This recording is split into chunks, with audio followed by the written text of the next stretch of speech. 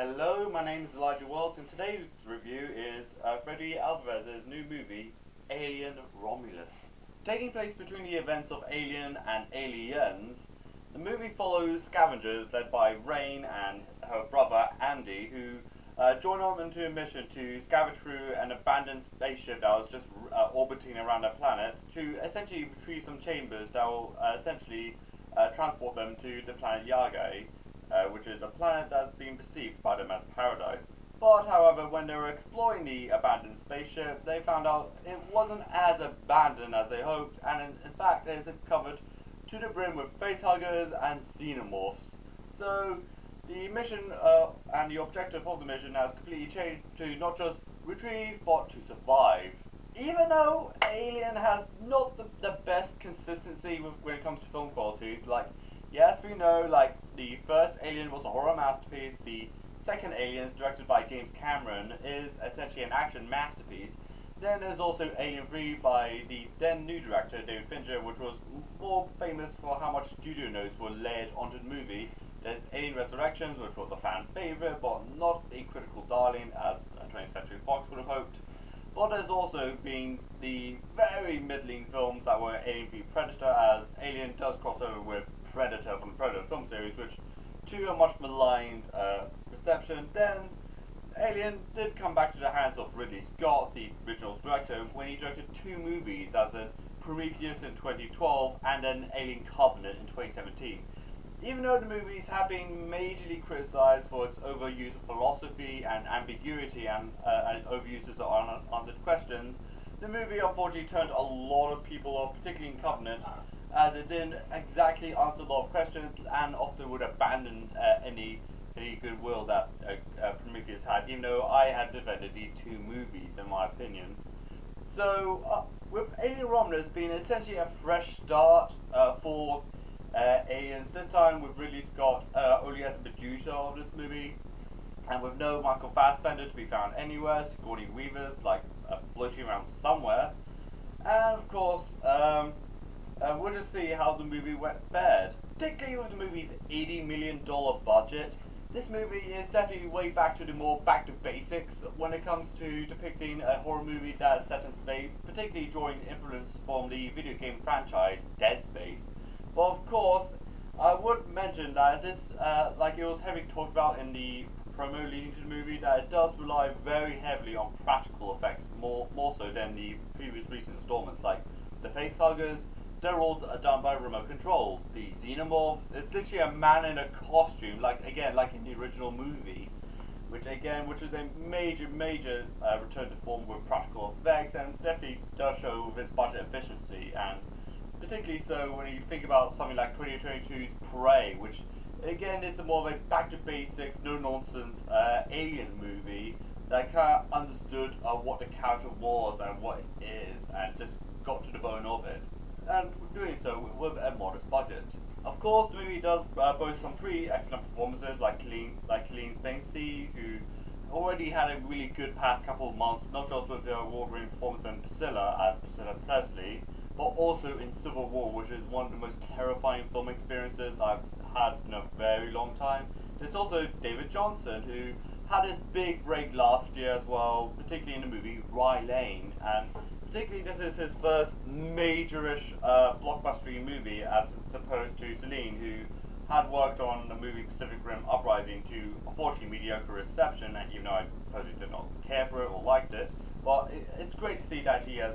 massively improved over the years, particularly in the last couple of years, where she's really at the A game. And David Johnson, who relatively newer to the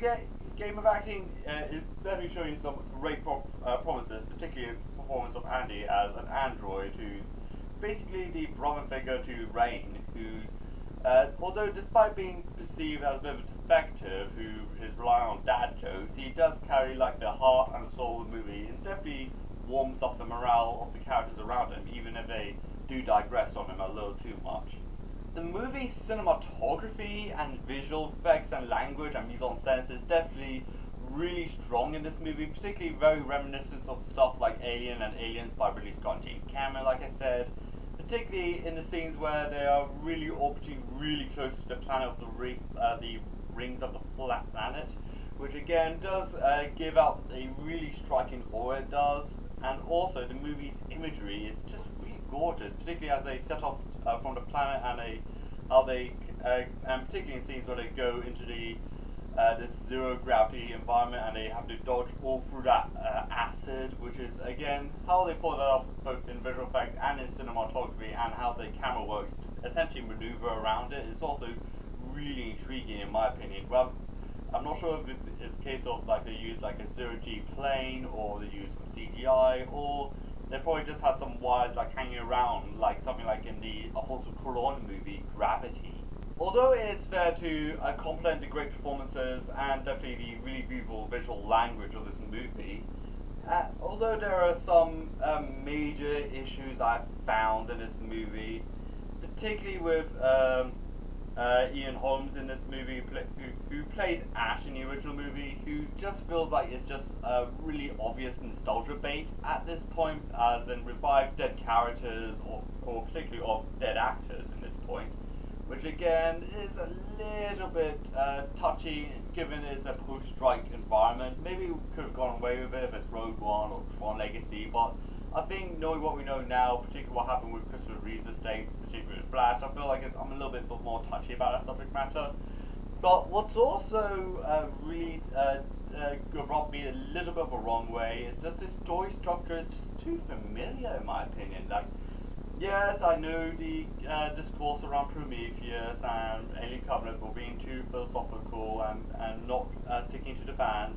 but I feel like it's just trying to play a bit basic in my opinion. Like, yes, I know this is the back to basics movie that doesn't muck around as much, but I feel like it's just playing it too safe with the narrative and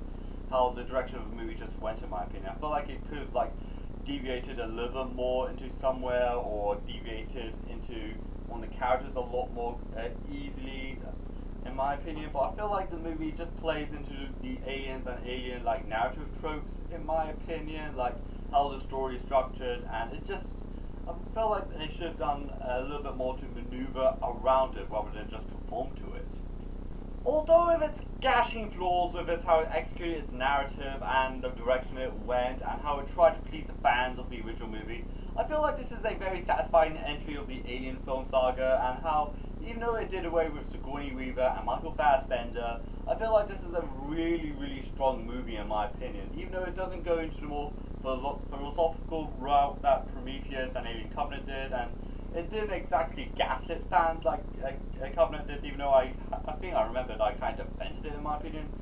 Even though it does, in my opinion, what Prey did to Predator, I feel like it might hold a candle to the two films, like Aliens and Alien. Even though I definitely do sense the director is more proud of this movie, let's say like David Fincher was with like Alien 3, to the point he essentially disowned the movie, but I feel like Celine Spencer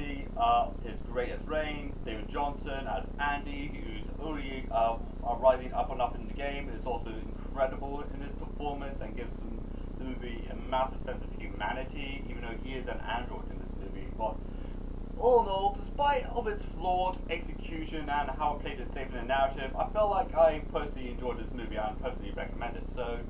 for Alien Romulus, I am feeling a 7 out of 10. So, what do you think of Alien Romulus? Comment down below, like this video, subscribe to my channel, follow me on Twitter, Instagram and Letterboxd, and this is Elijah Wells, and bye.